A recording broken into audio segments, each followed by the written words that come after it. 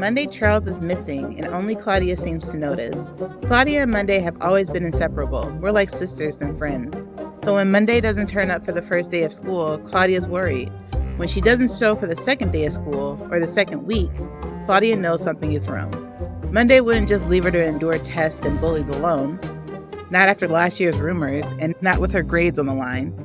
Now Claudia needs her best and only friend more than ever. But Monday's mother refuses to give Claudia a straight answer, and Monday's sister April is even less help. As Claudia digs deeper into her friend's disappearance, she discovers that no one seems to remember the last time they saw Monday. How can a teenage girl just vanish without anyone noticing that she's gone? All right, welcome back to the podcast, everyone. So I'm here, your host, Jan. And I'm her co-host, Joy. And I'm Jasmine. I'm visiting. All right, so we're all here to discuss the book Monday's Not Coming by Tiffany D. Jackson. All right, so we'll start off as normal with ratings. So who wants to go first? And so what's the rating range again? 1 through 5. We're going to do, yep. Okay. 1 out of 5. And we're basing this, wait, one more thing. Rating is based on the genre of novel, right? That it is, which is a mystery or just in general? That's what you thought overall of it, yeah. Yeah. That's what I normally do. Like, it's like based on other mysteries, since this is a mystery. How do I think it holds up, and just how much you enjoyed it? Yeah, it's just overall rating. Okay. All right, Joy, give us your rating. A 5. I liked Okay. it a lot. And I got the book there because I liked it so much. Okay. Do you want to show us the book? It's on the bookshelf. It's part of the background. Okay. All right, Jazz, what would you rate it? I have read a lot of mystery novels, and I'm a big fan of this genre. And for this one, I'm giving it a 2. 2 out of 5. Wow. Yeah. I'll get into my read this one. Wow. Okay. So that's is this how you guys felt about me doing Wedding Date, giving it a 1? That's how it felt. All right, go ahead. Sorry. It's interesting that you say that, because I don't read a ton of mystery novels. And I feel like when you know more about a genre, you tend to rate it more harshly. But as far as this book, I couldn't give it anything other than a 5. And I know I'm coming off of rating Crescendo, which I hated. So that could be something to do with it. Like, literally, as soon as I finished that book, I turned this one on, and I just did not stop listening to it until it was done. So I couldn't rate it anything other than a 5. So, I listened to it in one day. I never turned it off. Yeah. All right. So with that, we're going to start getting into some spoilers. So I just want to give a quick spoiler alert for anyone who has not read it and does not want it to be spoiled, which I wouldn't suggest getting this one spoiled for you, because there are some plot twists that come up. That you might want to be surprised for. So if you haven't read it, log off, come back after you've read it. I'll give you a second. Okay, you should be gone. Get out of here, losers. Joy, you want to give us a quick recap of the book? All right, quick recap. Basically, we have Claudia and we have Monday, besties. Claudia has her mom and her dad that she lives with, and she has you have Monday, who has an older sister, April, a younger brother August, and a younger sister, Tuesday. And basically, like, Claudia and Monday are super best friends ever since they were young. They used to go trick-or-treating together.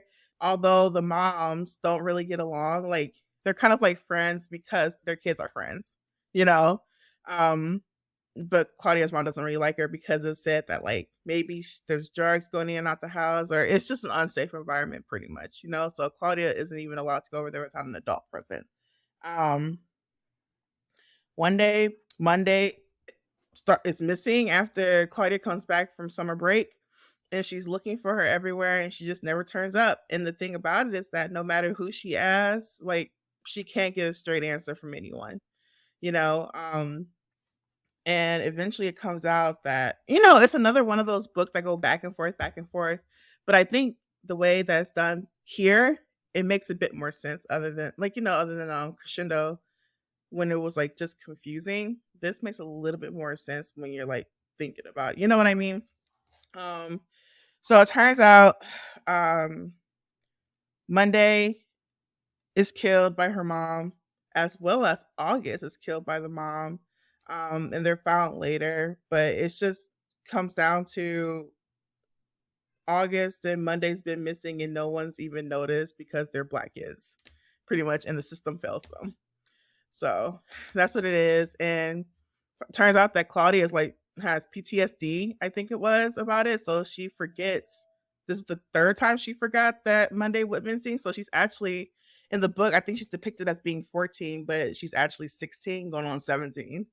And she has these episodes and forgets that Monday went missing. So yeah, there. That's pretty much the book.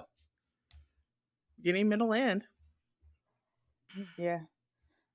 So before we actually start getting into questions, just how did you guys feel reading the book? Like, It made me cry. you want to? I hate it. Yeah, I cried too during this one. Yeah, Jasmine with her stone cold heart. I was frustrated for majority of the book and distressed because like I feel like there's a lot of things now that hit different as a parent. So it was very difficult for me to listen to this, just thinking about my own kid and reading this book. So that's another part of it.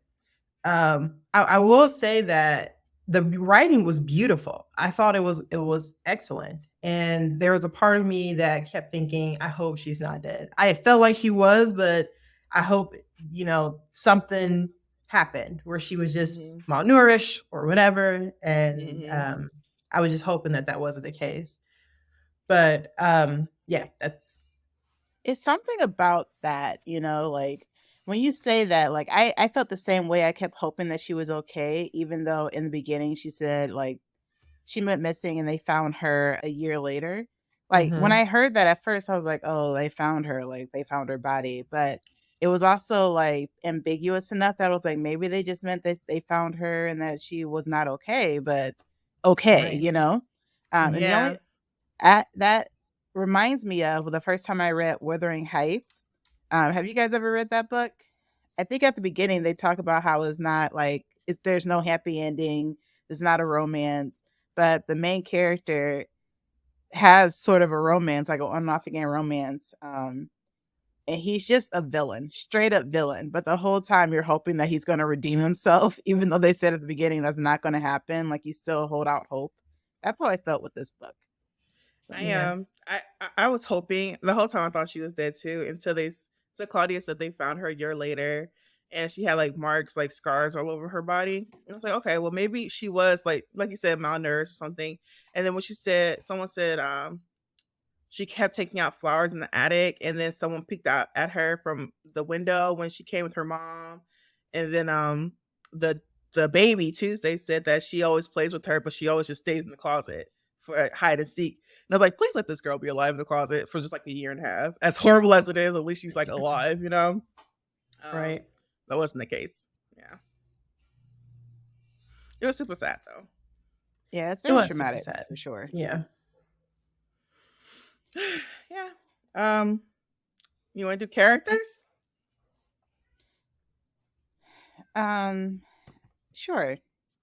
I know you really like that question. Go ahead, Joy. What's your least and favorite characters? Obviously, the least is the mom. Monday's Mrs. mom. Charles. Okay. She sucks. And the thing about it too, like it was one of those things where people made excuses for her. Like, she loved her kids this whole time, and maybe it was the stress, maybe it's this, maybe it's that, but it's still fucked up what she did. And the way she was so cavalier at the end, and I think that's what really got me when she was like, yeah, I put her in the closet for like a few days, a few weeks or whatever. Whenever she asked for water, she was getting too loud, I was going there and kick her. That was awful. That like broke my heart when I heard that too. And I was like, that bitch. I want to put her in a closet Yeah. and kick her. It's horrible. I feel like this book, like it's very obvious who everyone's least favorite character is. And Hmm. as far as your favorite, I feel like they were all like so traumatized that it's unfair to kind of pick a favorite. So like for this book at least, I'm like, I don't know if that's a relevant question. I mean, what do you guys feel like? I I still don't said Miss. Hmm. I don't Mrs. Charles wasn't my least favorite character because like when you really break it Interesting. down, I think that the if we had to depict a character, it's the system. Like that's the worst character here. As far as like everyone is a victim, and it makes you wonder about who are the victims here. Literally everyone, including Mrs. Charles. They said that well, one, why does she have this very like out there reaction to a man hitting a woman? And Hmm. she had this reaction with Monday when she went to the school and found out that she got into a fight with a boy. And then this is what she ended up killing her own son for. And to me, that she comes from a history of abuse. Abusive. What type of abusive relationship was she in? And Black women, just statistically, are more abused than any other group of women in the United States. So that's not a far fetched idea to think that she comes from abuse and this is her coping with it, unfortunately, and causing this pain on her own children. And if you think about it, doing harm to your children is probably the most self hate that you can possibly do. Like, this is someone that came from you and you are hurting them and harming them. And then, they even talked about how this was her snapping point, the possibility of eviction. And even though, like, they probably lived there for a long period of time and they were just getting priced out of the area. So a lot of it just seems unfair. And I think it's a good view into how different some people's circumstances are. And when people talk about, oh, there's no difference and there's equality when it comes to different colors or whatever. And when you look at the economics, like structure of a lot of these things, just her being physically where she is, being a Black woman, being in proximity to other Black people who are also suffering, it's like you only get more suffering. It's like it's very difficult to break that cycle. So in this realm, I don't think she was the worst character here. I think she was also a victim of circumstance. Like I feel the same way Hmm. about her that I felt about April. She was an adult, yeah, but I mean, she had 4 I think kids she that she was was raising by 17, herself. wasn't she? Hmm. She was Huh? 17, I'm not talking about April, Mrs. right? Charles. That's you. Oh. I was saying you didn't blame April for what she did to Mm-mm. Monday, but I feel like there's no difference between her and Mrs. Charles, except for Mrs. Charles is an adult, and they're both like results of the same system that wants them to destroy themselves. That's true. I mean, I feel like the exact same family and like give them money, give them an affluent neighborhood, give them at least what Claudia and her family had, and I don't think it would have happened. Honestly, you just need to have a little bit better to avoid a lot of tragedy, and that's really sad. And what's That interesting that's too is all it like Mrs. takes. was she had a values system. Mrs. Charles, like she came in there ready to fight. It almost seemed like she's ready to fight the kid. She was Hmm. ready to defend her daughter in this situation. And this was something that set her off. Like, no, I'm not going to let this happen where there's another little boy who thinks it's okay to hit women. So, as bad as she was, she did have a value system that, Hmm. as little as we heard of her or heard her talk, that they were able to develop that character for her that well. Do you think if she had like the help, like the therapy that she needed to obviously get over the trauma, like do you think that this would still happen? Like even though she was still stressed out, even though the whole thing about gentrifying the neighborhood and them getting kicked out, like there's some people who are in the same circumstances that still wouldn't harm their kids like that. It's kids above everything. That's why I worked 3 or 4 jobs just to make it through. And I just don't see people, even in the most horrible situations, putting their kids in the freezer at the end of the day. You know what I That's mean? true. We don't know how crazy she was. And the thing is, Hmm. like, we've heard different stories about Mrs. Charles. Like when April talked about how she had to convince her mom to take classes, she went. She could have just let them Hmm. be in the system, but she cared enough about her kids to go through a bunch of classes and get them out of the foster care system. So either she has some redeeming qualities about her, or she was a different person earlier on years in this story. But yeah, I feel like you can say that all day, like, well, I don't think I would do this in a situation. I think a lot of people say that. But if you've never had that power on of all the different things that can work against you, you really don't know what you would do in that situation. And I think that's something that we take for granted because we don't realize how many things have had to go right for us in order to end up where we are. Right. You have to think about the people around you who did you a favor. Someone who was looking out for you that didn't have to look out for you. Someone having a good day and saying, you know, I'm going to give her this better grade because I know she's been working hard. Or someone who just sees you, they see that you're working to do something with yourself. And unfortunately, all of those things work in the opposite for some people. And I say this as a Black woman because I feel like we're in great proximity to that a lot if it's not happening directly to us. I see it specifically with Black men. Like when I went to school, there was always one Black boy that all the teachers despised. He would probably be a jokester or something, but like he never got a chance. They always like assumed the worst. And there was definitely opportunities where he didn't do anything wrong, but he was the blame because that's just that's what he's been typecast as. Like And the he's a scapegoat child. at that point. Yeah. Exactly. He's a child. And that for that person, how do they ever get out of that? How do you ever get to a point where I want to focus on academics? I want to do better. I want to not be in this mold that I have been made in when your brain is still developing. You know? So especially when you learn from such an early age that the system is going to fail you and not help you. And like you need to avoid them as much as possible in order to be okay. Yeah. Yeah, absolutely. I just want to circle back really quick to your question, Joy, too, about like if she got therapy, would it have ended up the same? And I would say it's very hard to say. I feel like had she gone to therapy, she could have been better. But if she had not been, like, what are the systems in place for her kids to be okay? Like, I feel like the therapist should reach out and tell CPS, hey, I'm worried for these kids. But CPS was notified multiple times and that still didn't help. So would it have been better? It's still very hard to say. And I feel like that's a huge theme in this book is just the systems in place, like failing these kids and the people. Jasmine, to your point, Mrs. Charles too was failed quite a bit. But let's just think really quickly, like they had the school system who did not report that Monday didn't show up. They had the police she went to go see, and he pretty much blew her off and said, you're wasting my time. Look at all these real problems I have. And obviously the CPS is a system specifically for this. They were supposed to be doing visits, and the house was unlivable. Like, had they done one check like they were supposed to be, they probably all would have been pulled out and could have avoided all this. Like, the kids were smelling like urine a lot of the time. I know they said August and Tuesday had that issue. And even Monday at one point came to school smelling like urine.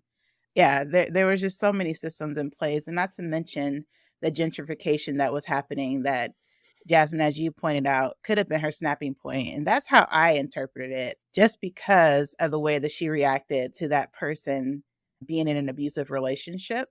I didn't consider it like that she did have a thing about abuse in that way. So that could have been a part of her past. But I saw it as that's when she was well, and she was an advocate for speaking up for people who are in an abusive system because they can't speak up for themselves. And then I felt like she slowly descended into this hysteria, I guess is the best word or best way that I can think to describe it right now, or insanity, where she is actually the abuser and probably not lucid enough to really realize what she's doing. So yeah, out of all those systems, which one infuriated you the most? Because across the board, I was mad the whole time. I cannot believe that not one system in place has helped this girl. And I can believe it, which is sad, but still. I think the thing that got me the most was Miss Valenti. She was my favorite character, by the way. She went out of her way for these students that she used to have. Like, yeah, I remember her. Like, of course. What do you mean she's not in school? She was a good student. She not only reported it to CPS and the police and went over there twice, way more than what a teacher is contracted to do. with me being in these classes for teaching elementary students, it's a, what is it called? Mandatory reporter. So when Monday went to school smelling like pee, she looked like she was traumatized over the weekend when she got after that fight or whatever. Everyone should be reporting that shit to CPS. And just from the amount of people reporting it, the CPS should have went over there. And we get this you get this a lot. I've looked into a lot of different cases just for curiosity's sake, and I hate that I have to do it. But I remember Gabriel Fernandez, that case on Netflix. That one still haunts me to this day. Every once in a while, I get real sad thinking about it because there were I so refuse many to watch people it. looking out for him. Yeah, it's Same. horrible. It's just a horrible case, and it's literally this story pretty much. And it's sad. And the system failed him too. The teachers, even though there was one that was almost like Miss Valente, and she was like, stay here longer, you can stay here with me, you know, just trying to look out for him. And the system literally just like pushed them to the side, you know. And you get these cases where you have people like, you know, we're in a happy home, we're in a loving home, but CPS took my kids or they're harassing us.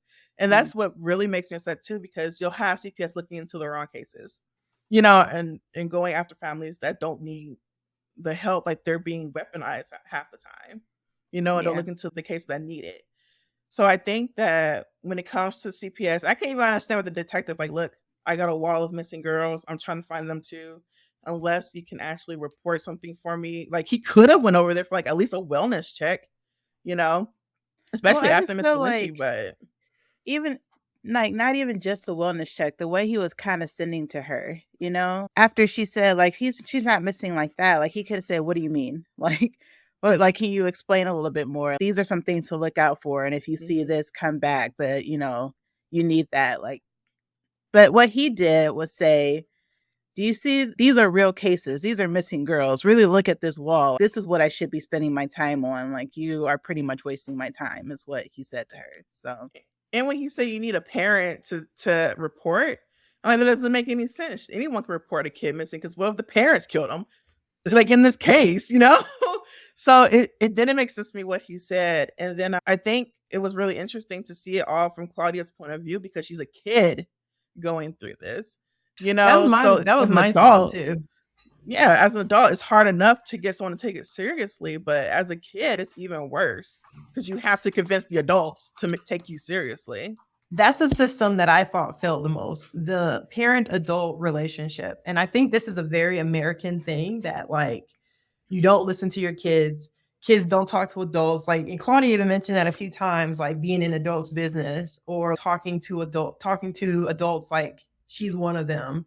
And I've always thought that was the stupidest thing because it's like you have to interact with adults. And I know children are not adults, but I feel like they don't get respect that they deserve in regard to like bodily autonomy or just being listened to or just anything. And it's a frustrating experience to go through that and not have someone listen to you when this is it's important. It's important to you because it's your best friend, but also this could be someone's life. And then there was another theme going on about like, well, you don't want to mind other people's relationships. You don't want to get in other families' business. That's their business. You don't want to deal with that. And I know one of the conversations that Mrs. Charles was having with Claudia's mom about like, what are we going to do if if he kills her? Like, we have to do something about it. And I couldn't believe that Claudia's mom was taking this very passive approach to this. Like that definitely surprised me. But to your point, Jan, I think that was a character development moment for Mrs. Charles because she was speaking the truth. Like, yeah, like you want to say something if you notice something is going wrong in someone's family, which is a huge coincidence that someone needed to do that for her family because there was abuse happening there. But systems I felt the most. I say it was parents not listening to kids, and I think that's something that should be reevaluated, and people should listen to kids more. So what they're saying I and think, what's real yeah, to it's that them. whole dynamic too. Like I completely agree with everything you're saying, but even like within that family, like I feel like it's something to be said about like the relationship with the mom and the father as well. Claudia's mom and dad. Like the mom seemed to like Super after time sketchy. like try to take it more seriously.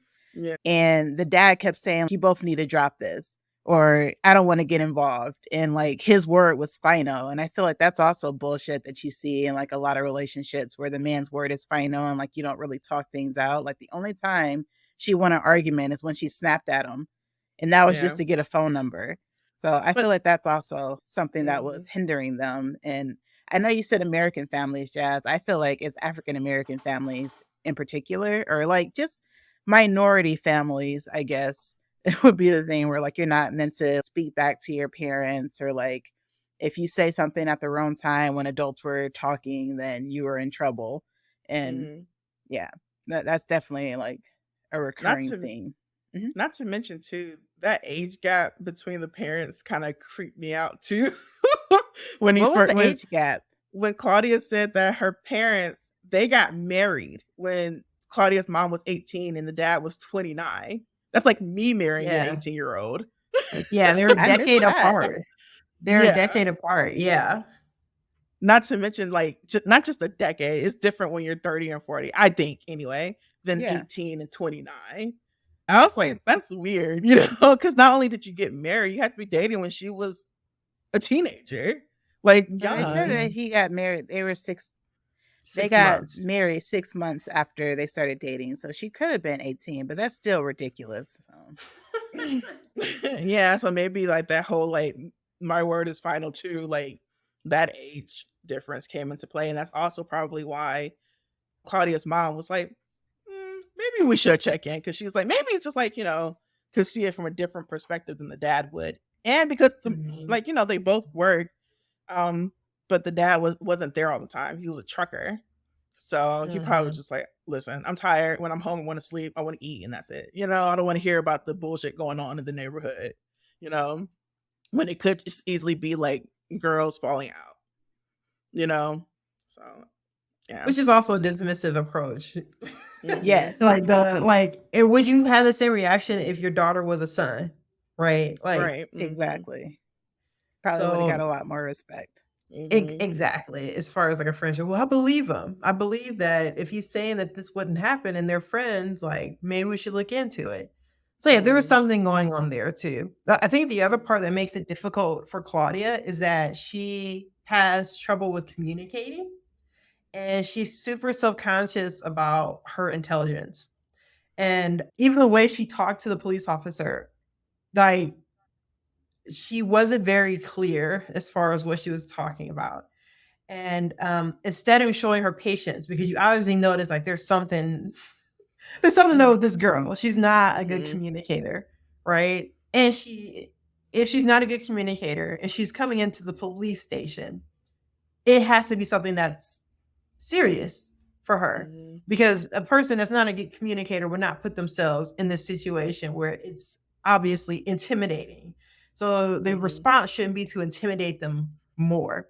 So I think just having a little bit of empathy to the situation and just understand, and not even empathy, emotional intelligence enough to know that this is a person that must be in distress because she's coming in here without a parent and she does not communicate well, and she's asking for help for her friend.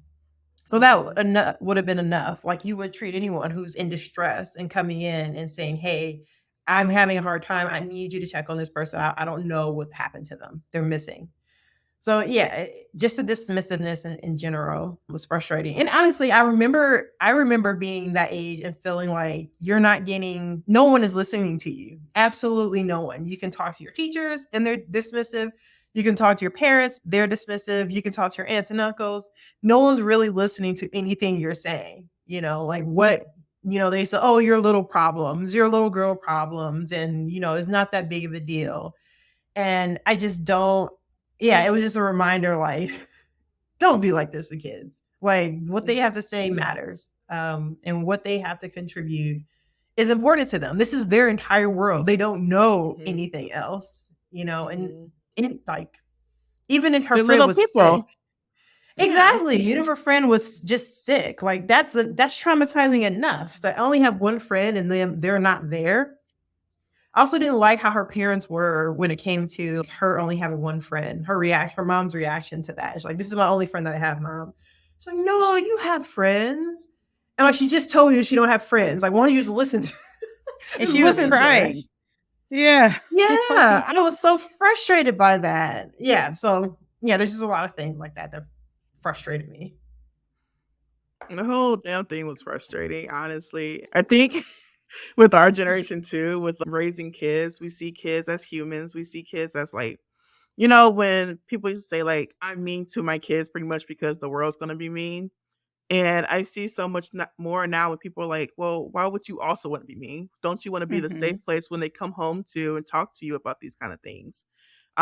There's another thing. I know that Monday had a journal that she used to write in, and people on TikTok especially now are talking about like how just please don't read your kids' journals. Don't do that. Like if they trust you, what you should have their trust anyway with them growing up with you. They will tell you if something major is happening.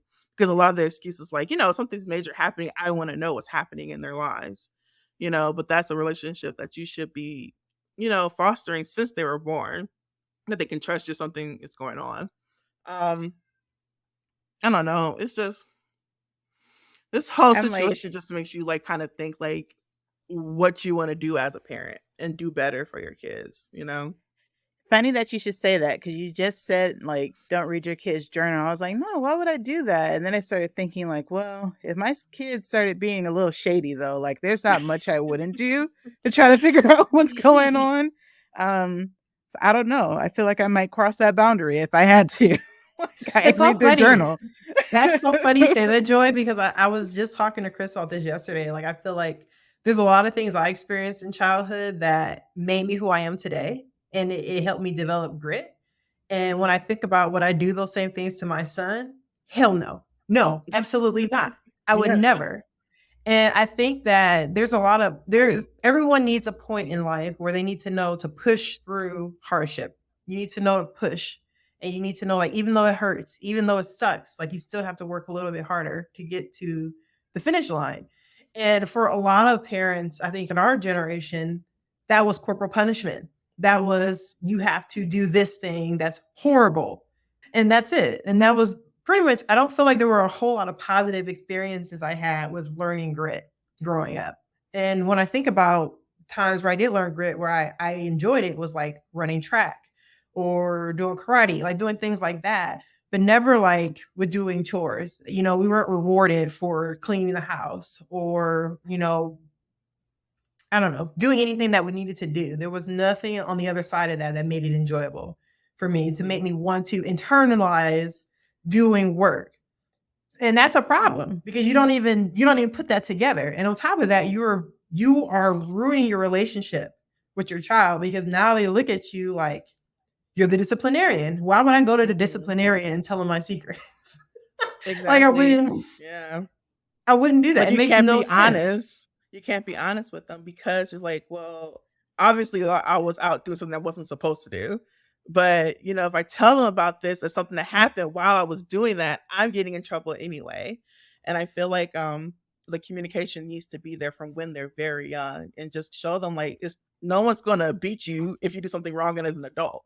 It's gonna be an Right. equal punishment to go with the whatever, but you never wanted to be like, I can't talk to my parents because it's going to turn to a lecture or they're going to hit me. So Right. it's the Or it fear puts in them in a there, but dangerous just like, situation. Like Claudia mhm, went to a murderer's house and was there with her parents not knowing where she was. If they had an mhm, open communication, if they had listened to her, she would have never been over there by herself. It mhm, would have never happened. That's definitely a good point. Not only like could they hit me or give me a lecture, like just the thought of being dismissed and not taken seriously too is enough to like not go to mhm, your parent for something. So it doesn't even have to be on the extreme. Just if I feel like I'm not going to be taken seriously, then I might skip mhm. it. Or even Um, then, when you said that she went to her house, eventually the mom went with her, but it was after she cried to her. It had to come out of Claudia, and then the mom still had to be like, "Well, I want you to join this church group or whatever." It was like this and this. It's just like, no, I want to do this for you. I want to support you and looking for your best friend. Obviously, I let's go over hated there and check that. it out. I hated that she made her join the group, but that was less sinister to me than when the dad said that she can't talk about Monday anymore until her grades are up after knowing that she had a learning disability like this dyslexia. Like, why would you ever say you have to overcome this disability before I care about your friend? Like, that was just awful to me. That was interesting too. I don't think they understood the disability and they were just so like upset about it. And I hate that. I hate that that's parents' reactions to learning that your kid is struggling, because now Claudia feels like she's in trouble, right? And it's something that's out of her control to fix. And she feels stupid. She said she went to the stupid kids class. Right. But that's on the teachers too. They didn't give them any kind of pamphlets, any kind of information for dyslexia. They had this whole meeting when they could have had this paperwork for her, and just like, oh, look at this. It's different from when Monday was around. Who was doing her work? It turned into a very aggressive, very accusatory meeting. Instead of go like, hey, look, here's the paperwork. Here's what we can do. It's not impossible to overcome. So that's on the teachers as well. Like, here's some info for the parents, you know? Yeah, I don't understand why Claudia was even in that meeting. Yeah. To be honest with you. Yeah, me either. I'm not saying don't involve her, but I feel like definitely talk to the parents, get them to understand the situation before you bring Claudia in so that it's not like traumatizing the way that it was.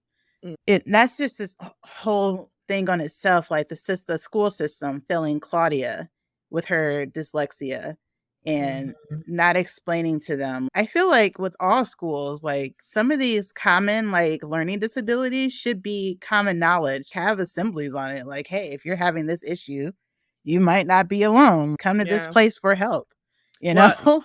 Okay, so this goes into my teaching too that I've learned. This is a whole new thing. So they've been do it that way for a while. Now there's different tests that you can kind of like do on the side. Like you send home letters to parents like, hey, we're going to test your kid on this day about this certain, because we're concerned about learning about like the reading or the writing or the math, literally anything. He's like, hey, we're going to test them on this. The kids probably won't even know. We might just put it as like, just another standardized test for them. So they won't think that they have to do like super well or study or something like that. We just want to see where they're at and how we can help. And even then there's layers. You won't automatically have to go to a special learning class. They have kids go in and out so that there's different ways for them to learn with students their age with a little bit more ability, because also shows they can learn well with their classmates, but then also take them to the side to make sure that they're keeping up so they're not just struggling all day in that class. So there's different layers to doing it, but that's all pretty new. Like I'm thinking like last 6 or 7 years. So yeah. And it makes sense to do it that way. So circling back really quick, Jazz, you felt like the parent-child relationship was the most failed, like awful system or the biggest breakdown of communication. If you were Claudia's parents, at what point would you have gotten involved, like more involved in finding Monday? I think the second time that Claudia came to me and said, because I know the first time she's like, oh, well, maybe she's sick. You know how she was sick before. The second time she came to me and said that she still wasn't there, because by the time she came to her the second time and she saw that she was looking for a phone call and stuff and she hadn't heard from her all summer, I would have done something. I would have asked around, like, well, when's the last? She didn't even ask her any questions either. Like, well, when's the last time you talked to her? Huh. And that I would have brought it up at that point too. Like, yeah, she reached out to me before. And when I learned that the mom knew something was up in the household, and then the first time Claudia told her that she didn't come to school, that is when I'm like, this is on your hands too, because you knew something. Well, you alerted CPS and your daughter's telling you she hadn't heard from her all summer and she didn't show up to school. I would have been at that door the first day, that very first day when she told me she wasn't there. So yeah, I think they just didn't want to deal with it. I think she was still living in that whole mentality, like, I know something bad happened and I don't want to have to deal with that, because then my daughter's going to be worrying or having to go through the trauma. I think they were putting off the trauma. Honestly, I knew they knew something bad happened, whether she had ended up in the system or she had been hurt or she had to go live somewhere else. They just didn't, they would have rather her hang out with other people than have to deal with the drama of it, even though she was already suffering. Joy, you might know more about this from, your studying with being a teacher, but what I didn't understand is she said that she lied. Like she admitted that she lied to Claudia because she thought that CPS may have come and taken her out of the household. Mm-hmm. Can't you call if you were made a report like that and follow Mm-hmm. up to Yep. see if that were the case? Yep. Or even, I think that what really sucks too about this is that the mom has some sort of relationship with Mrs. Charles. So she could have easily gone like, Claudia is in Atlanta for the summer, but let me go check on the baby. Let me go see like, how the mom is doing, see where her head is at after seeing that kind of like reaction to the daughter coming out of the car Mhm. anytime during that summer. And the way that I'm set up, I would be like, yeah, let me just go see the mom. Like, let's make some excuse to go see how they're doing. And at the very least, if Claudia came home and said, "Hey, I haven't talked to Monday all summer," this That's isn't when I like the would have been 1950s. suspicious. I'm like, what the fuck do you mean you haven't talked to her all summer? And I feel like, okay, even if I came up with the idea like she was sick before, maybe she's sick again. Let's get a care basket. Let's get some soup, let's get some crackers, and bring it over and go check and make sure everything's okay. And then as an Right. adult, you can be like, "Hey, the house is fucked up. Where's the kids?" That's when you can take you and your daughter and go file a police report at the very least, because you called CPS before and they didn't do anything. So it's Mhm. just like there's different layers as an adult that she could have done, and it's unacceptable. And there's also welfare checks. Like you can Yeah, call in with the yeah. police where they have Mhm. to see the person. Like any of those things could have helped, like the tiniest bit of care. And they had a question at the end of the book where it was like, who's ultimately responsible for people? Are you responsible for your own safety and that's it? Or is it your family or is it the community? I think that's a really good question. Anyone, even the neighbor, said that she was suspicious because she didn't hear her crying. Mhm. First of all, that's awful that that's your indicator that something's wrong if someone's not crying. Mhm. But you could have did something. Like I think anyone at any Right. point could have done something. Well, I to think me, the that was issue. a sign that corporal punishment is still embedded in the Black community and it needs to stop. And a lot of Yeah. other neighbors said they kept hearing about, oh, we always knew she was beating her kids, but we beat our kids. So we didn't think it was that Mhm. big of a deal. Yeah. So they didn't, you can't tell the difference between when someone is over the top or they're beating their children to death and just Mhm. beating your kids in general. Like, it's Mhm. hard. When do you get involved when this is our culture to beat our children? I think that question at the end really made me realize, like, raising kids as a community is so much better than just as like a family, like a nuclear family, because you have people looking in on not only the kids, but you have people looking in on the parents. Parenting is hard, Mhm, people go like, mhm. I need a freaking break, um, please take these kids for just like a week, maybe, I need to have some time, especially the fact that it happened over summer. And you see a lot of that too with child abuse cases where it goes over the top and kids die because they don't have that reprieve for school from the parents. The break for the parents really makes a big difference. That's why you see a lot of things that happened over COVID.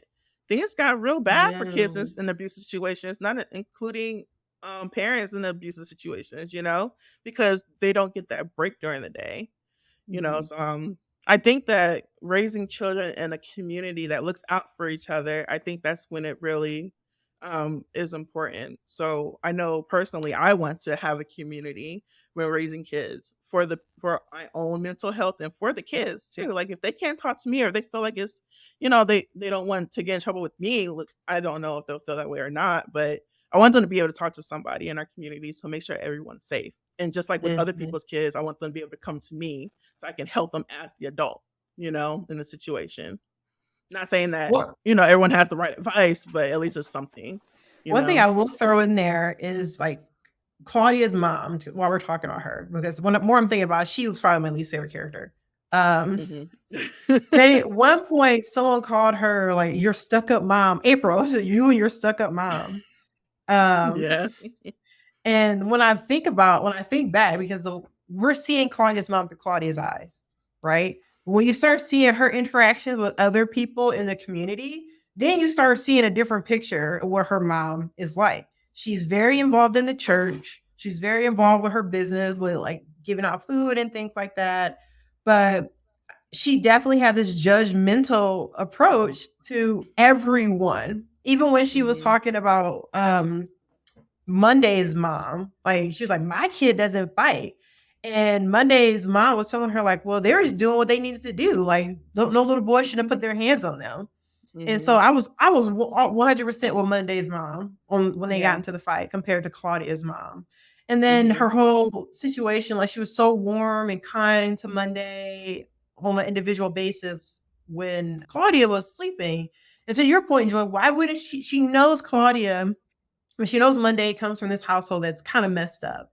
She knows Claudia's out of, like, with her grandmother for the whole summer. Why wouldn't she check in on Monday occasionally, especially if Monday went out of her way to come see her by herself without Claudia there? Like, she should have been checking in on her by herself over the summer. I feel like that she had a responsibility to do that because she has a relationship with her. They have their own individual relationship, Monday and Claudia's mom, and she felt her in that regard. There could have been a number of ways that Claudia's mom could have stepped in. I feel like they're being so close since they were kids, that relationship is there. So it could have been like, hey, Mrs. Charles, I'm sending Claudia to Atlanta. I need a break from this kid. You want to send Monday with her? Or even just like, hey, I was thinking about having a girls' day. What do you think about me bringing your girls to get their nails done with me and just spending the night maybe? It could have been anything throughout the summer, but for her to just, or even when she saw the reaction when Monday got out the car with the mom, because they were outside when she was yelling at her like that. Like, you know what? Hey, Monday, go pack a bag. Let me talk to your mom. Maybe you can stay with me for a few days while she cools off. It's no way I would have had that kind of reaction, saw it, and stood in the car and then drove away.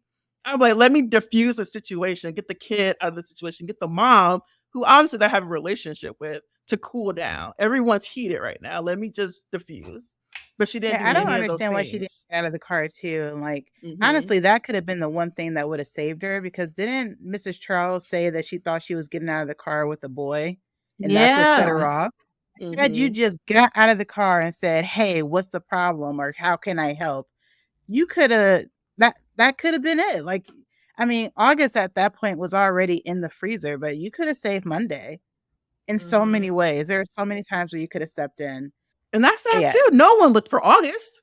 Nobody. No one questioned except for Claudia. No one looked for him. And that's even sadder. Like, at least you had Claudia looking for Monday. No one Claudia was looking for August. Claudia was looking for August too. Yeah. That's it. And it doesn't make any sense. Like, so we all know the CPS flat out lied, right? They said that the house was fine. They said the kids were in the house. They said that the kids were getting homeschooled. Who's going to like? There was no kind of epilogue about the CPS getting looked into in that neighborhood. Nobody. And that's honestly like the biggest theme of this book. It's just the fact that like, and I saw an interview with Tiffany D Jackson talking about this, where she said, and this is obviously like universal here in the US, like when white kids go missing, they're all over the news. When a black kid goes missing, like that whole wall was full of black girls. And they kept dismissing it and saying, well, maybe they ran away. People run from their problems. Like, that's what the cop said. That made me so angry. And unfortunately, that is how it is in Black communities. Like, the systems don't really look out for us at all. So this book was actually based off of a real case in Detroit where two siblings were being abused. The system failed them repeatedly, and then they were unfortunately eventually found in a freezer. So completely awful, but it's not like someone can look at this book and say it's exaggerated. Like, this happens way too often. So I wouldn't have even to known about that case to know that something extremely similar to this had to have happened. Because it's too easy at this point. If you're a bad actor in a community and you have kids around you, something like this is going to happen, especially when you have no kind of follow-up. And that's where the community comes in again. What if Claudia didn't get out the car? Not Claudia. Claudia's mom didn't get out the car. But the neighbors also knew something was up with the babies, because they're like, I would see Monday outside just looking at the stars and crying or whatever, and I would check in. Like, if they checked in on her, anyone around them, like the whole thing is just like, it's sad. It's completely sad. There are so many red flags. Another thing that I thought about too at the very beginning of the book was when Claudia was like, I'm surprised Monday's not here. She's usually here 2 hours before anyone else, even the teachers. What do you mean a baby's out of school at 5 a.m.? Why is no one looking into that? Where are you staying? Or, like, you know what I mean? Why do you have to leave so early? Well, I don't know if you remember, but we used to go to school earlier than when school was supposed to start, because a lot of times your parents go to work earlier than when you go to school, and we get out earlier. I don't know why that's set up that way, but I don't think that's awkward. That's weird. They have systems in place for kids who do get there a little bit early, because that's when they can get Yeah. there. Well, I as know opposed to that. later. But the way that it was said, I pictured her being there before the teachers were there for the early drop off. I remember early drop off, but I don't remember someone being there 2 hours earlier before the early drop off teachers get there. That's what I imagine. You know what I mean? Yeah, So, yeah, the whole it's situation kind of interesting. sucks. It did suck. Yeah. All right. So what did you guys let's lighten it up a little, hopefully. What did you guys think about Monday and Claudia's relationship? I thought that every time she was like, no, she don't have any friends. It's just us in our bubble. And I was like, Claudia, sounded a little toxic there. I thought that was very interesting. So, but I don't know. It's one of those things where it's just like, your kids, your best friends for life. You don't want anyone else coming in and messing it up, especially when you're kind of outcast in your school too. Mhm. But I think it was interesting that the sister April could be like, well, no, her favorite color wasn't pink, it was purple like yours, but she felt like y'all couldn't have the same stuff. Like, I feel like Claudia was also just a kid, but it's just one of those things where it's just like She was a preteen, like self-absorbed. yeah, pretty much. Like, everything was in her world, and everything in her world is what she knew, and that was the facts. Not that Monday could have different relationships. Yeah, like people downplay teenage girls a lot and say they're like so selfish and self-absorbed and everything else. And like to a point, that's true. But she was also the only one looking for her. So I don't want to hear anybody like talking crap about how like teenage girls are the worst, because she was able to overcome that as a teenager and do what no one else could, which is be concerned about someone else. So what's interesting is her dynamic. I feel like Claudia was very different from all the other kids in the book. She did not have a grasp on reality like everyone else did.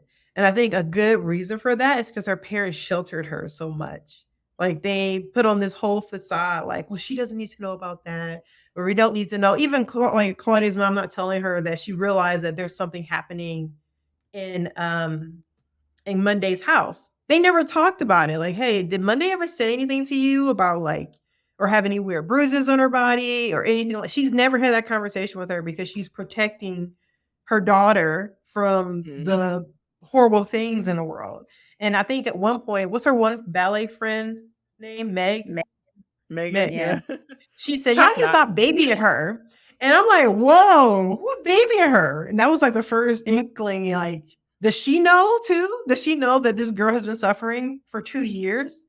And I don't think that she knew for 2 years. I think it's because she was actually 16, going on 17. Go like, hey, let her take a drink or something, like, leave her alone. Yeah. That's why when she said she's not ready for this, I was with Claudia. What do you mean? You're a year older than me. Get out of here. But he really meant like she's going through an episode right now. Or like when she said she turned around and April wasn't there. I thought April split, but I feel like she was hallucinating or like thinking about the past. Oh, wow. I didn't put that together. Or even when I thought that, okay, so as cool as Michael was, when she followed her the first time and Michael was like, shouldn't you be like yelling at April, and then he like cut himself off? I'm like, what is this? Is this sex trafficking? Does he know? Like, what happened? But really, he like cut himself off because it was probably the future. And like, he knew everything that happened, and April was probably supposed to be doing something else. I want to be like, I want to go back and listen to it again, or at least read it with the actual book, and like try to dissect which parts were when she was older and which was the first time it happened when she was gone.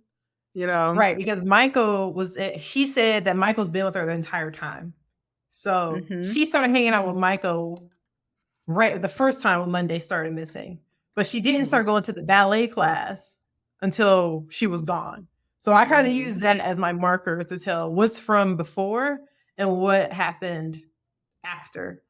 So the party and the sleepover and stuff, that made sense. That was in the after. But I didn't understand her conversation she had with Jacob at the party. He was talking about like, oh yeah, when's the last time I saw Monday? It was this, and he said I felt really guilty about this thing, and that's the part I was trying to figure out. Like, did he? So he already knew she was gone when he was having this conversation with her, and someone had to have told him that she doesn't know again. Well, he was there when she like had the first breakdown. Remember, like at the At the end when she school. finally remembered after school. So he probably knew and was trying to be more gentle because of that whole like thing. Like everyone was kind of playing along with her, including when they went to the library and she gave the book back, and the librarian was like looking at it like it was like, oh, what is this? I'm thinking like, what is your issue, lady? But it's probably because she was like, how does she still have this book? You know, and like. When Michael came and was like, can we just do this? Like he said he was trying to get her to remember. And the like Claudia is thinking, oh, he just knows everyone. Like it's Michael's influence. But really they were all like, okay, we're gonna go through this again. Or every time she went up to April and she was like, are we still doing this? I'm like, girl, where is your sister? But she had already known. Like that is so traumatizing for April too, to like have to play along like this. Yeah. Like, yeah, I think the writing was great on that because after I wasn't expecting like memory problems. Like, that's what we're going to go with. But looking back at how she did it, it was actually really well done. It really was. The writing. My favorite part of the writing is how she described people with colors. Like, that was amazing. I'm like, oh my the red goodness. flag. It was a The whole red book where she flag. said that Monday was the color red, and that's why she couldn't see any red flags, is because like she saw like she was her everything, you know, like and the red flags bled in with her color, because that's all she could see. I Do you like how think she that was part of described. her too? Being like, sorry, that being having like a learning disability, maybe it's just like she saw, like, you know, thought of people as Yeah. colors instead of like these different kind of personalities and things. Well, they said that with her being dyslexic, she did so well on her math test because it was on blue paper. So I think that made perfect sense. That she was so into colors because of her learning disability. And since we're talking about colors, guys, if you were a color, what color do you think you'd be? Wait, I think that we should say which color we think each other is and see if it matches with what we think it is. Okay. Because it's like Claudia was like, I think that you're this color. So Jan, I think that you're like a pink. And I think so. It's because like you're super loving and super cute. But then like when you get pissed off, that pink can turn into a red and go like, get the hell out of there. It's funny. Joey said pink. I said I would think pink for Jan too. I would say warm, and I think more like rose colored glasses. Like she's a nice. She's good at kind of helping people see a brighter side. In that regard, and then I agree. Like pink is a very like is one of those colors that can shift from being magenta to rose colored to this, and depending on whatever mood Jan is in, is whatever flamboyant pink she wants to be. Yeah. That's very interesting. What do you see your color as? So I would like to picture myself as a blue because I feel like I try to stay calm in a lot of situations, but in reality, I feel like I would be a yellow. And directly from the book, the way she described Mrs. Charles, even though I hate to think of myself like relating to her at all, just being a certain color and happy and bright, but I'm just so affected by other people's moods and outside influences that it can get dirty very quickly. And I have to like retreat and like try to calm myself and like, get back to my center and like my core color. Yeah, but I guess that could be said with any kind of bright-ish color. But yeah, I was thinking definitely yellow. Yeah, I love that. Was my favorite segment of the book when she described Mrs. Charles as yellow. I'm like, oh, I would have thought yellow for her, but then she described, I'm like, okay, yeah, this makes sense. Yeah, because she seemed to be a good mom, and the people in the community looked at her as a good mom up until that point. So, because they all even said they're like, okay, maybe Monday went somewhere, but she's a good mom. She love on those kids all the time. You know. Can I be honest, Mrs. Charles? I felt like I've met her. I feel like I know people like her. Just her. She's just a big personality. She's very outspoken. She's tough.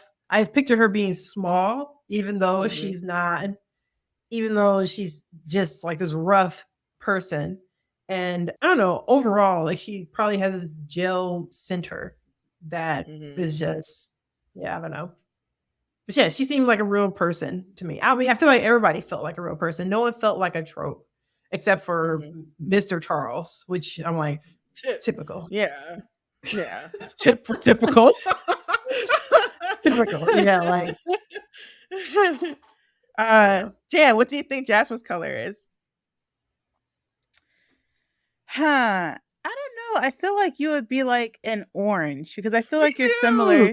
Yeah, I feel like you're very similar to me. Like you're very bright and like you're very, but more intense and more dynamic. And I don't feel like you get like you like lose your way with outside influence. I feel like you're very like straightforward and intense and like you like gain energy from certain things and like even when you're like duller, it's not really dull. Like it's a bright orange. So yeah, that's how I would see you.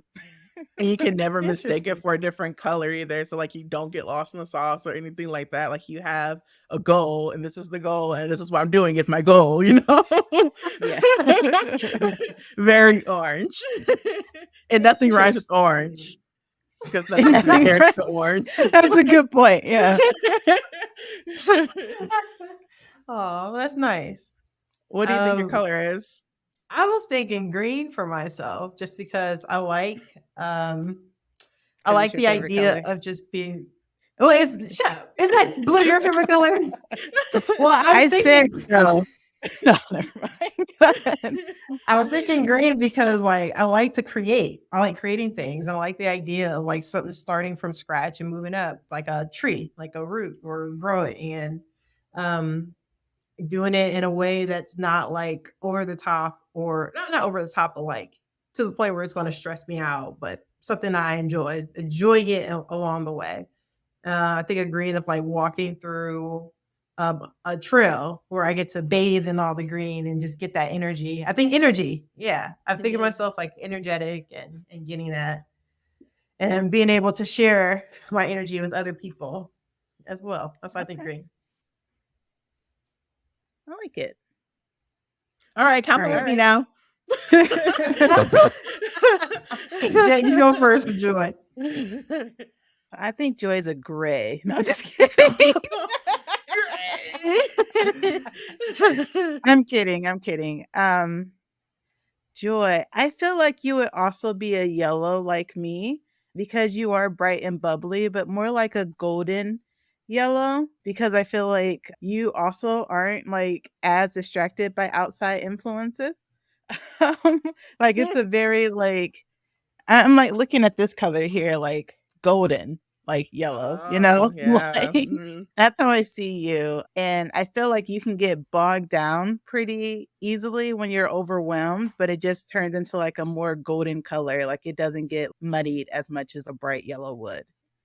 So gold, I guess, more than yellow. Yeah. I like that. I would say Joy's like a baby blue color, light and airy and wants to just enjoy it and be free and I don't know. That's what I think with Joy. I want to change my answer. You're right. She's an air sign all day. Yeah, I think she's like it's like a light blue color. And then also I feel the same way like I said about Jan being pink. There's a lot of different colors. I feel like sometimes that airiness can kind of pack on and become more deep, like a deeper blue. And then that can lead to you not feeling as bubbly as you usually are, just being a deeper colored blue and kind of getting bogged down by that until you find your airiness again. And then you get light to that lighter blue. So that's what I say. I like that. The thing about the gold color, though, is I feel like she has definitely a stubborn streak, you know, and like in a good way and a bad way. Like I feel like you're very headstrong about things and like your opinion doesn't change very often, which is why I feel like your color wouldn't change as much. So like a light gold to like a darker gold is what I see. But to your point, Jazz, like the airy air sign, like blue, light blue, is definitely a trait of joy as well. I can just feel What do like you the think, aura Joy? just brightening. I always thought of myself as like a radiating yellow.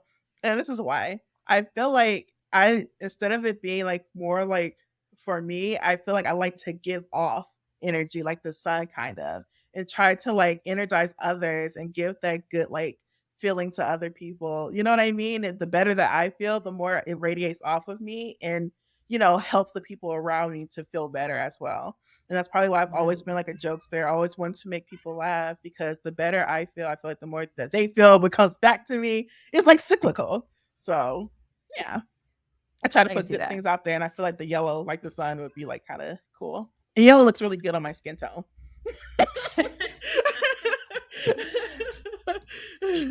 Yeah. All right. No, I feel like that's a good reasoning. Yeah. That's So interesting. one thing I want to not to defer because I want to refer back to this. I think that was some of the best part of the writing when she described the colors and described that was the best way to kind of learn more about the personalities and the characters in this, and it was a beautiful way to do it. However, as a mystery reader, I don't think it followed any of the rules of a mystery novel. I love a good murder mystery, right? Like they're awesome. I can be into it and just like can't put it down. And the difference is like you develop the characters to a degree. You don't get as deep with the characters. So when you find out, well, one, you know who the murder that someone died in the beginning, right? It was kind of ambiguous, so we didn't know. We kind of held our hope. So I didn't like that. I wish they would have just told us in the beginning that she was dead. They alluded to it, but they didn't say it. And then the second part is like, if you're going to talk about a dead character, I don't want to like them. Don't make me like the character that is going to be dead in the end, right? So like we learn about a character who has died, but we don't know them well enough to care that they're dead, and we're trying to figure out who the person is that did this to them. Or if we do, they're kind of like flat. They're flat enough character where you're not emotionally involved in the story as much. So yeah, I didn't like that from a mystery novel side, and it was pretty obvious to me like who would be the person to do this. There wasn't really a twist or turn in that regard, which is another element for mystery novels that you'll find like, oh, I thought it was this person, but it really turned out to be this.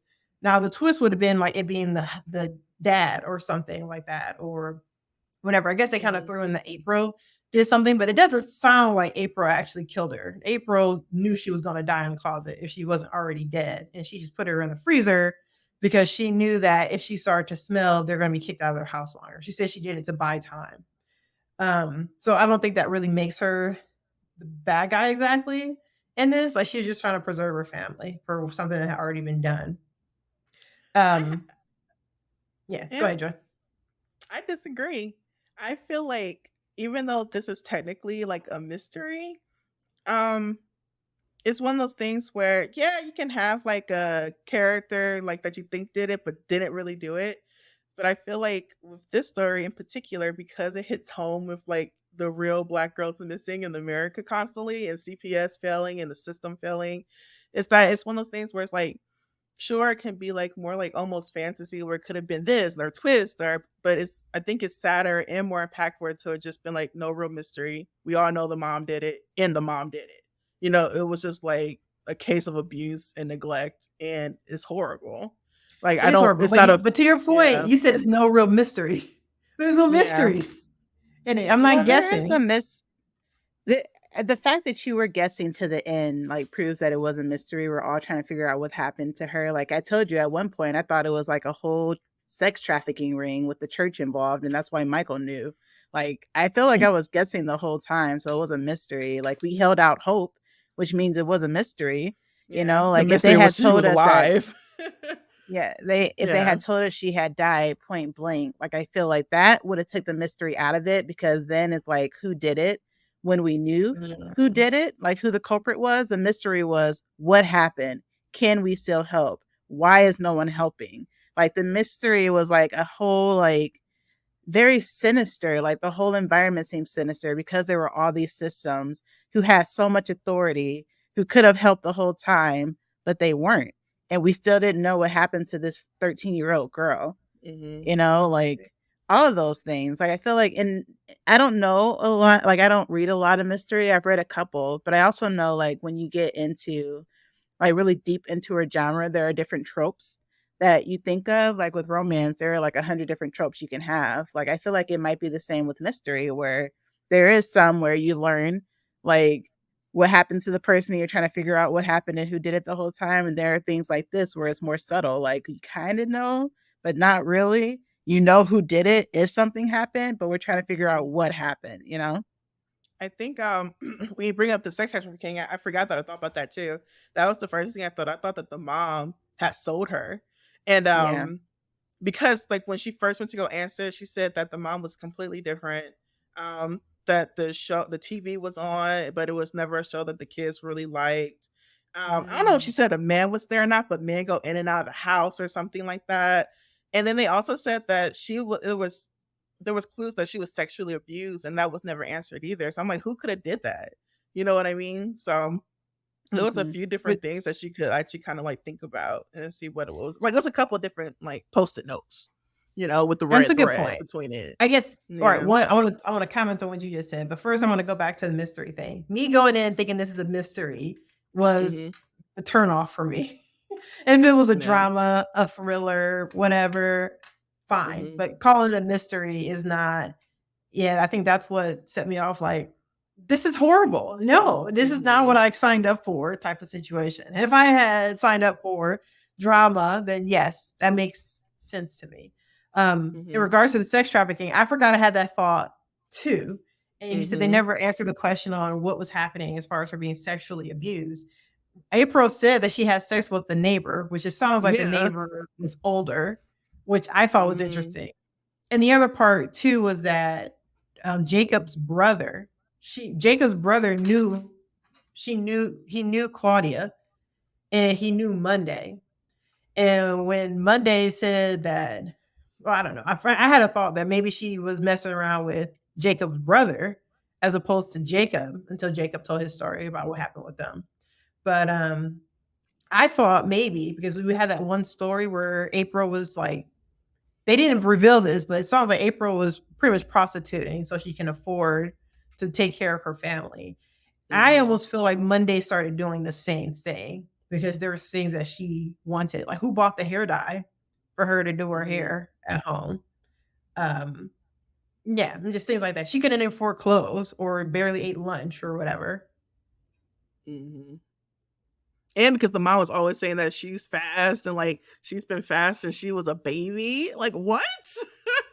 So yeah, Yeah. that's what made me think that she sold her too. And that's why the other kids were there, but she wasn't, So Mhm. hmm yeah. Yeah, I thought it was a sex trafficking ring, and unfortunately, I thought they had sold August. I did think that he wasn't going to be around anymore, just because you didn't hear about him at all. Like you heard about April taking Tuesday around. I was like, where is August then? Hmm. So yeah, I thought they had sold both of those poor babies. And I think too, because with August, at the beginning it seemed like August was like more under the care of Monday, and not Tuesday, April cared more about Tuesday. And that's probably Mm. why April was like, look, you gotta go to prison too with August because you didn't do your job and now I gotta take care of mine any way that I can, you know, and which was Tuesday. So Huh. That's hmm crazy. yeah. Tragic. It's a tragic story with a tragic ending. I can It But there I it could can think have been about so like the see many. hard decisions that you have to make when you're in exactly. I that can see situation. April's reasoning though. Like she's like, I can Mhm. either say something to see if I can help Monday if she's even alive, or I can for sure protect Tuesday. Like which is it going to be? Because she was worried too about Monday saying something about it and them Yeah, getting split up and put in the system again. she did say that. But my thing is too, like, you said that the mom like babysat or went to work every once in a while, whatever. I don't understand why April wouldn't try to help her like get water or food while the mom was gone. And she Because just then left her in somebody else there. would probably I mean, there's no, she probably did give her some water or food, or maybe Mhm. there was like a key that she didn't have access to. Like, you never Right. know. Like, Yeah. I feel like the poor girl was traumatized. She lived this her whole life. Like, I don't understand the reasoning. Like, some people have, like, well, no, she's 18, so, or Yeah. 17. She's old enough to know better. I remember, did you guys watch Shameless? Mm-hmm. Mm-mm. There was a point where, like, Debbie was starting to like try to go out and like have relationships with guys, and the person I was watching it with kept saying, "Oh, so Debbie's a hoe." And I was just like, "What are you talking about? She's a kid." And he was like, "Well, you know, if she's old enough to do this, then she's old enough to know better." Like, what are you saying? Like, what are Mhm. you even talking about? Like, I just feel I don't understand the reasoning of, okay, if they're old enough to do these things and they're old enough to know better, like, that's just insane to me. This is a child who's still Mhm. developing their brain and who has been through more stuff than most adults. Like, Mm-hmm. I just don't get it. Like, people are, I don't either. I don't either. And I think that was the whole point of the book, though, is that people were treating these kids like they were adults, including the Mhm. while parent. also not listening to them. Exactly. Like, how frustrating does that have to be? You know, like, Mhm. you're telling me I'm an adult. You're telling me I need to do adult things, but you don't listen to me. And Mhm. you're telling me I can't do a lot of the things adults do, except for I stuff think you want me to do. a lot of things too, when it comes to it, it's just like, oh well, she's an adult thing, so she must think she's an adult, but it comes down to she's still a kid, and Yeah. who taught her the right and the wrong, the bad and the ugly? Like, the world isn't perfect. Who says she's not getting taken advantage of? Are you saying that the boy in the situation is also an adult and he should know better? I doubt it. So it's one of those things where it's just like, you have to take your responsibility of being the adult in the situation. And so, like, I failed these kids basically, and you have to teach them. Sure, like thinking about it, like, evolutionary wise, like, this is one of the longest times that people, like humans, live, from bacteria and viruses and everything. So of course you're gonna have urges, and you're growing, and puberty and all these things. So obviously you're gonna go more towards those things, but you have an adult, you have parents, you have a community to teach you better so that you can I, survive throughout those years. my you thought, know? though, is we don't know our history enough to know why we Yeah. even do some of the things we do. I read an article about, for example, just going back to the corporal punishment, like beating your kids, like that's so big in the Black community because in the slave days, their kid would do something where the master would try to beat their child, and they don't want anyone beating their child. Like, listen, I'll beat them, so they don't have to worry about, that's them Mhm. protecting them from this other person who was going to do it, and Worse. they beat them. Exactly. So they beat them. I'm doing this so that they don't do it and possibly Mhm. kill you, and two, Mhm. so that you know that this is how you're going to get beat for the rest of your life. And that is just a And that's, yeah. horrible story. Like, and we just kept that up. We just kept doing that.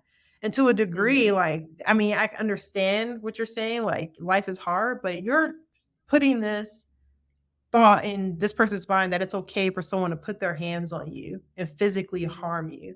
And there's literally no situation where that's okay for someone to Mhm. physically harm you.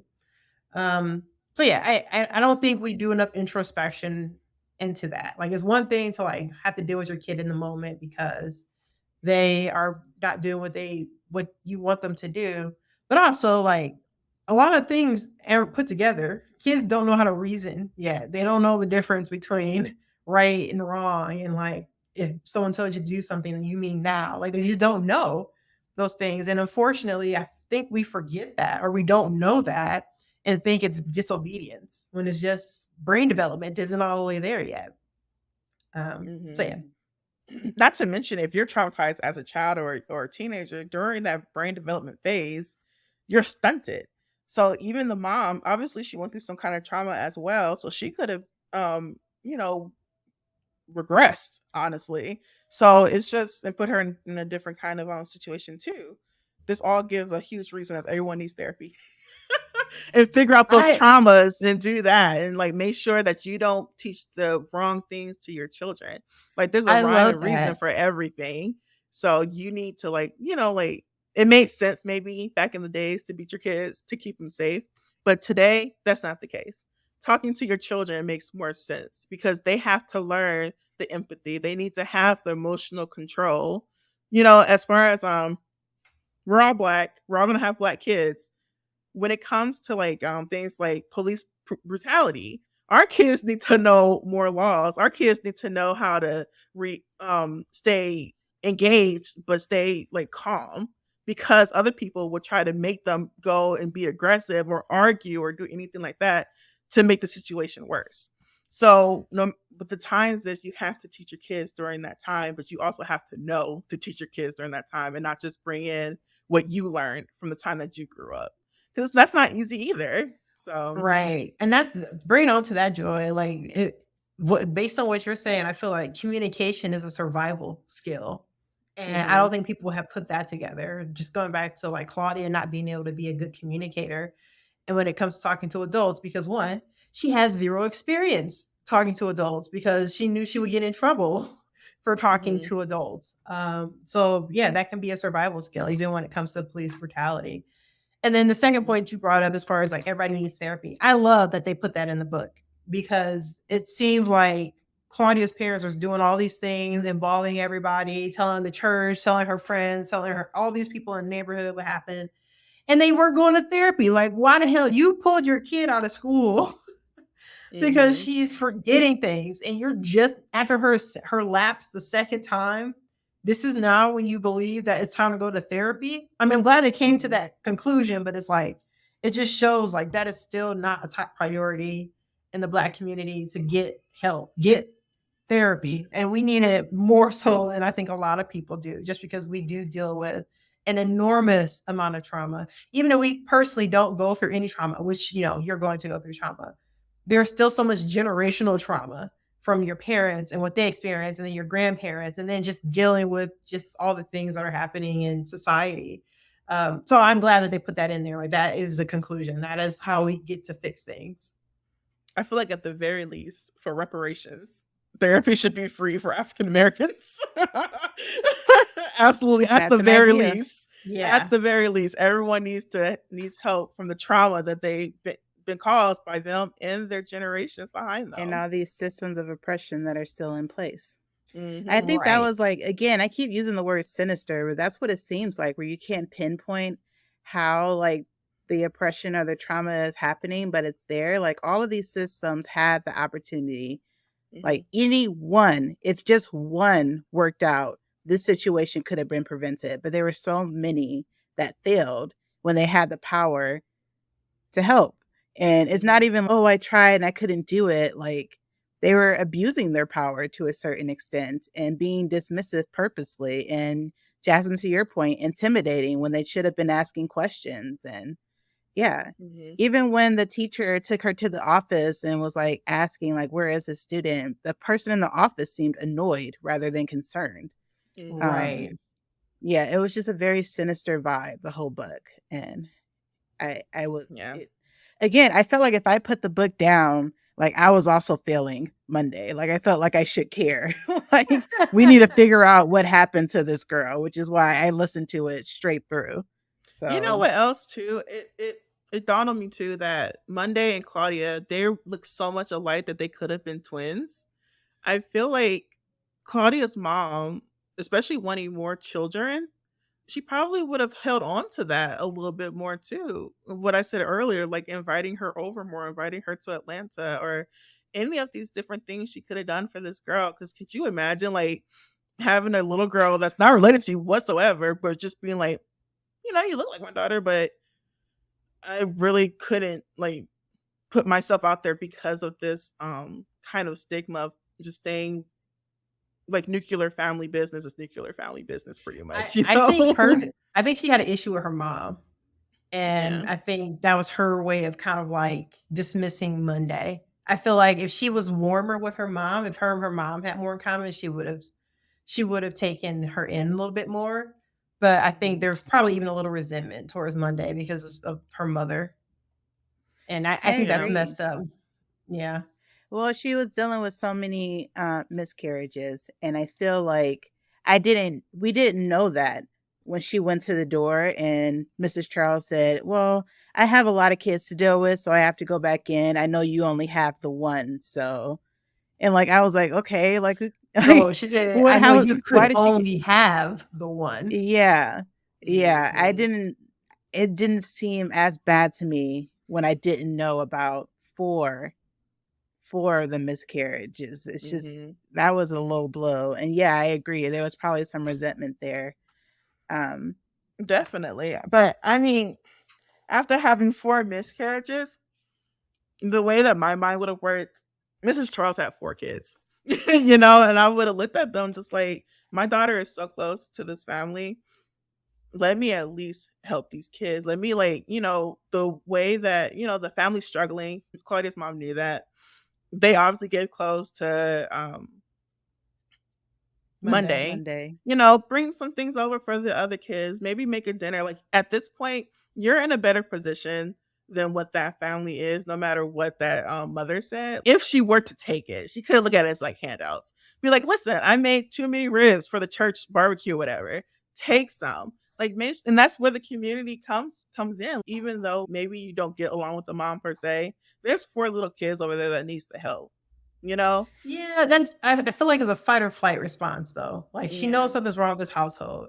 She can either see if she can slowly get her daughter to stop hanging around and not Mm-hmm. have to take that on or take on the whole family. Like that's a big ask you're asking for. She's Yes, already yeah. paying for kid like clothes for Monday. Is she gonna do it for Mhm. April and August and Tuesday? Like she has 4 Not freaking even pay for kids. kids. Not even pay for them, but you're obviously a member of the church that's very involved. Like, hey, let's get this drive going. Like, let's see if we get some extra shoes or something. And not necessarily just for the Good point. family, but for Yeah. people in need. Because she even said that on Claudia was like, that mom is too proud to be in this at the soup kitchen. She wouldn't be there. But I feel like if you came over with your daughter, go like, hey, let them play. Let me heat this dinner up for you and your kids. Like, make more of an effort to be there for that family. I feel like would have helped a little bit. Yeah. You know? I agree. I agree with that. That's what she Yeah. could have done. I don't know. Like, I- these kind of stories are sad, but I feel like having these kind of things out there, it makes people like us go like, maybe if we see something even slightly like this, maybe we'll reach out and like, oh, let's have a community. Like, what can I do to help a little bit more? Because we know the issues are there. We know people are still struggling. What can we do to help to maybe prevent something to be so tragic? Obviously, the system isn't there necessarily for us to help, but maybe we can be there for each other at the very least. Mhm. yeah, for sure. I think that's a good point, actually. Like, that seems to be the takeaway from this book is like, if you see something, say something for sure, because you never know the Mhm. impact it could have. But And with listen that to your said, kids. Hmm. let's and listen to your kids. With that said, is anyone's ratings changing after hearing this discussion? And I'll go first. I'm still giving it a 5. Joy? Mine's still a 5. Jazz.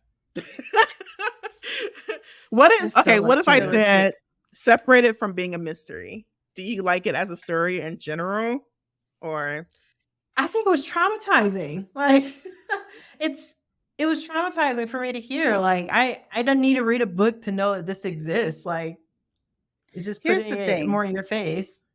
Mhm. I'm gonna put it. I know some people like sad things, and I don't think this is a story anyone can actually like, but I Mhm. do feel like it has its purpose because there are some people who don't know that things like this go on and they should know because they'll have that same takeaway as if you see something, say something, and just talking about the importance of community rather than like individualism, which I feel like in America does run rampant. Like I feel like we take it so like we value it a little bit too much sometimes. Mhm. So I feel like this story does have a place. It's not necessarily my thing, but if someone were to write a story like this, I can't find fault with anything that she did. Like I wouldn't have done it any other way if I were to tell this story. And I felt like she did things that I wouldn't have even thought to do, like the little clues that she was like going through Mhm. this a third time rather than the first. Like I feel like it was done extremely well. So that's I why I give it a 5 star. I would never read this book again. Joy, I had that thought too. Like, I need to read this again. so Yeah. that I can see all the little clues. But then I also thought, I'm not reading this again. I can't go through that again. Not to say that I don't want to buy the book because the cover art is great as well. And I want to support her. I think she's an awesome author, but I can't put myself through it again. I feel like I completely understand where Jasmine came from, where you say it was traumatizing. You don't want to relive it because this is real life. For me, like I always say that I don't read historical fiction and like some of the other books we read. I'm like, this is what happens. It's a system. People hate Black people. You know what I mean? But something about this really hit home. I feel like just because like I could easily be in a situation like that, or any of us could, being either a parent or being a teacher, like I would like to be. Um, I don't know. It's one of those things, just like when you have like a story where it's like almost like it's a story, but it could have happened. It's like one of those cautionary tales. So it's just good to know just in case. But I don't look at this as a story as like just being traumatic, just to be traumatic to Black people. I don't want to relive slavery just because. I feel like this has a message, and it's a message to get out, to improve things, not just to traumatize. This is what happened. Like obviously, like some of the historical nonfiction, it has historical things that actually happened. But what is the lesson here? What are we learning from it? I feel like this, we're learning something. We're looking more into like, let's look at ourselves and how we can change and be better for our community. So that's how I kind of look at it, and that's why I didn't really like dislike it for being real, and being like not necessarily an escape.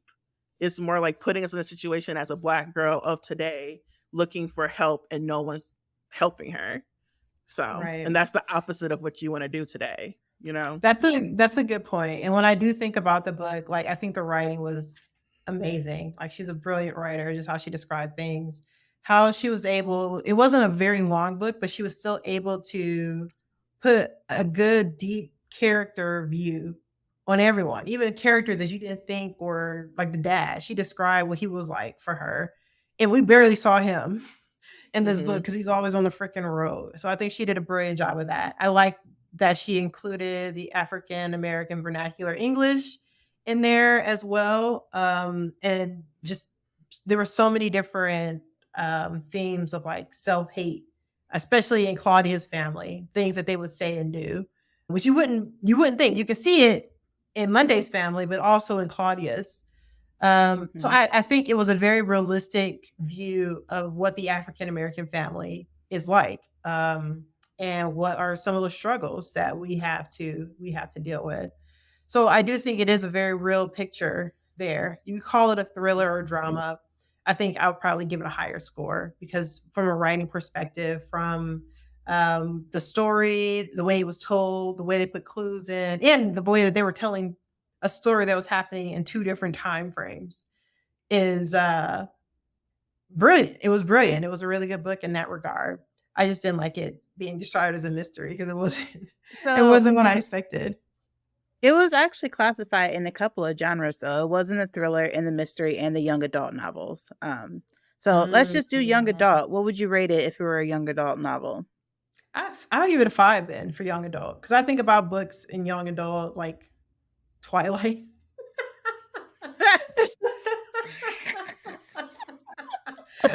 Oh, you guys are so judgy. So judgy. I can't even be the judgy one. But you think about Twilight, the writing here. Before. Yeah. Okay. Think about the writing of Twilight. How does she describe people? And think about the writing in this book, how she describes people. And I mean, the difference is there. Absolutely. So yeah, it's a great book if you're looking at it from just a young adult novel. And this is something that happened. I would give it a 5 in a young adult space.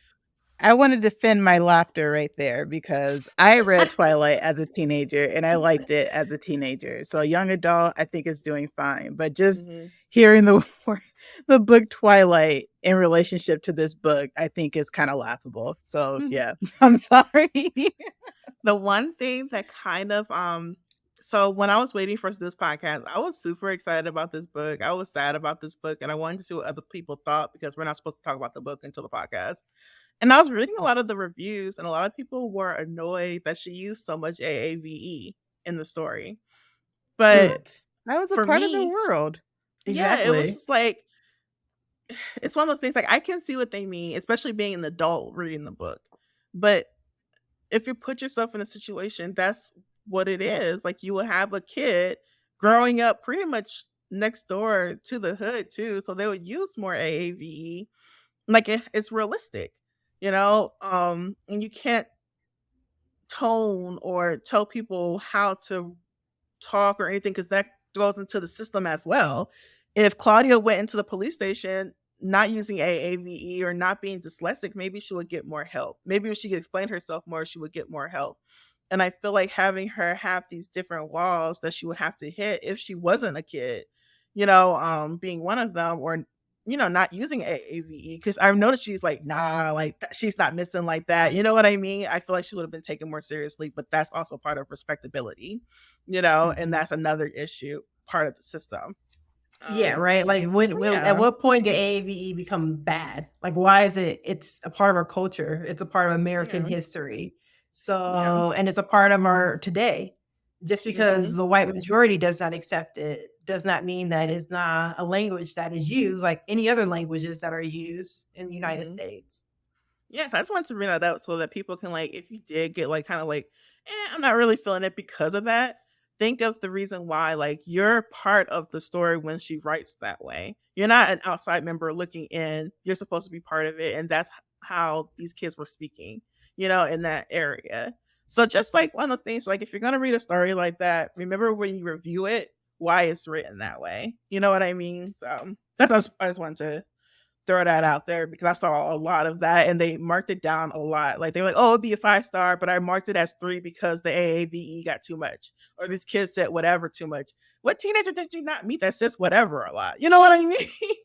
Like if you're reading a Right. cultural story, which I think it is, like it's a black culture, then you have to realize that we're gonna have our own sayings, our own kind of like way to speak, our own dialect, Something else and I just liked that she did is when she was mhm, writing her journal to Monday, all her spelling errors that they read out and all the things that she was getting wrong. And you can slowly see that it was getting better as she was going yeah. into her classes. There's so many little things like that in the book that are just Mhm. it's brilliant. Like she thought through how the message was coming across, even in that regard. So Hmm. yeah, it was Even just a part of many brilliant. when the way she wrote the other kids in the high school when Monday first went missing, and you have like the people that was still making fun of her, but then you're just like, these are still kids. They're very like they're not really empathetic to the situation. They probably don't realize how real or how close the situation is to them. Some of them did, obviously, like leave her alone. But that one kid that just like kept picking at her, like they thaw her out like a turkey. That was very fucked up Yeah. to say, That but little that's an shit faced immature squirrel. child, right? Saying things like that.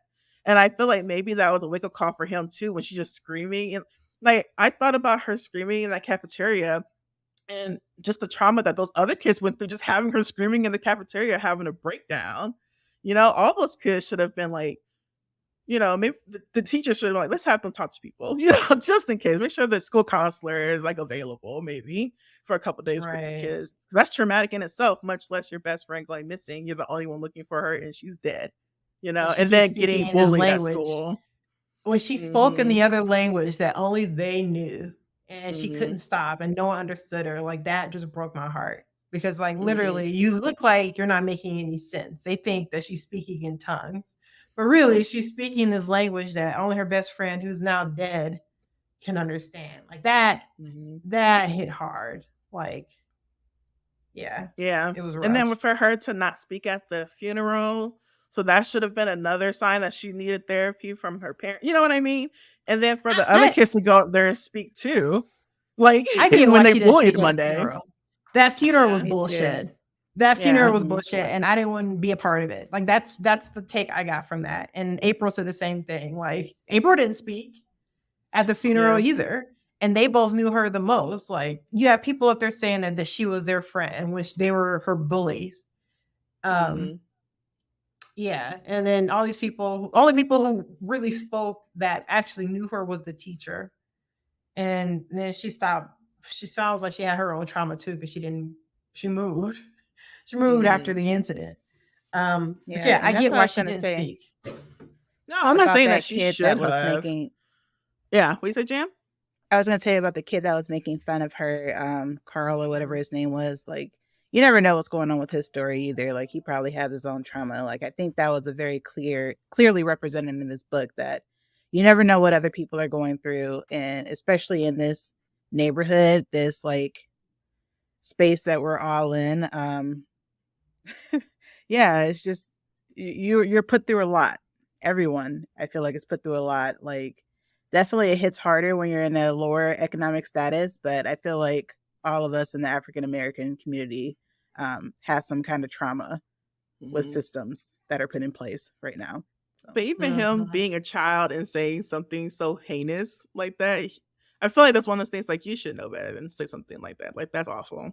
We all know she I feel was like dead. She knows she was abused. You know she was frozen in a freezer. that's the same That would thing as never be saying though, okay. like you should know better. You're this age. Like there's no difference in exactly. what you just said, and they should know better. You're this age. You Like I don't feel you like don't know what I their feel like I don't. situation some is. things. Well, that's true. I don't know the situation either. I feel like when it comes to decency, though, even being 13, and if we were to find something out like that, I feel like we wouldn't be outright cruel to somebody when something like that But was figured out. that's speaking from a place of privilege too, because we were lucky in like a lot of aspects in that we Mhm. didn't go through a lot of stuff by ourselves. Like you even said in our last discussion, Joy, like African Americans tend to like laugh at inappropriate things sometimes. Not to say this is like laugh worthy, but I feel like we do that because of all of our trauma. Like you don't know Mhm. what that could be a whole other book about child abuse and everything else, his story, and you don't know that. That's Not true. defending him at all, still a little shit faced, but you Yeah, just can't say like you should know better in situations like that because you don't know what's going on in that's that true. kid's Right. life. Like It's what's just one of those happening things that he where, thinks that that's okay. Right. He yeah, came from a household where he thinks that is an appropriate joke. What Like are what his have people parents teach like? him about? Exactly. Exactly. that's true. I mean, all that's true. I feel like he should have understood that that was not okay when first Jacob went up to her and said, "Fuck off," and then the two other bully girls was like, "Leave her alone," you know. But he it's just like kind of like he wanted to pile on to the point where she broke like that, you know, at the school, and I don't think so it was I just don't one of think those he was things where it's just expecting like, her to break. I don't Yeah. think anyone was. I mm, think they were shocked. He actually started by saying, "Hey, I'm sorry about what happened to your friend," but he said it in the most insincere way mhm. possible. Um, Like he thought it was Yeah. okay to joke about it while saying Mhm. sorry. Yeah, but instead yeah. of just being like, "Oh, let me back off," he just piled on and continued to say what he was saying to her, even after people were like, "Relax," because the turkey thing is what set me off too. I was just like, "What?" Like at first, it's just like you don't know how to say like your condolences to this one girl you don't really know. You kind of bullied her before and her friend who's dead, you know. But then to pile on in such a horrible way, you know, after But people that's I said mean, to relax. there's so many things that the kids were so cruel. Like it just broke my heart some Hmm. of the things that they would say, even when she was missing. And they knew that Hmm. she was the only person looking for her friend. And they were still making jokes about them being lesbians. And she Like the homophobia in this book was awful. it was so bad. Like she's obviously hurting, and y'all know this. And she feels alone because she doesn't have any other friends. Y'all know this, and you're still making fun of her. Um, so yeah, kids can be cruel, but I try to keep in mind like what is going on in their situations, their households. They're still kids at the end of the day, where they think this is okay. You come from a homophobic background where you think we're best friends. I remember having a best friend, people saying these things about me because we were so close, like, oh, they're lesbians. And it's just like it just goes back to like our society that it wants to break down female friendships. Female friendships are so rare, that closeness like that usually boys feel threatened by it. And you see that too with other, like, it was two girls who were always together, picking on them, calling them lesbians when they're always together as well. So, what's the difference Hmm. between them and you two?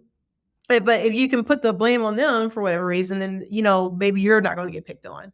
So, it's just interesting to me, and how, like, even though that's a very obvious thing that I can see as an adult, Claudia and what's her name in Monday didn't see to make that comeback. all the times that they were being picked on.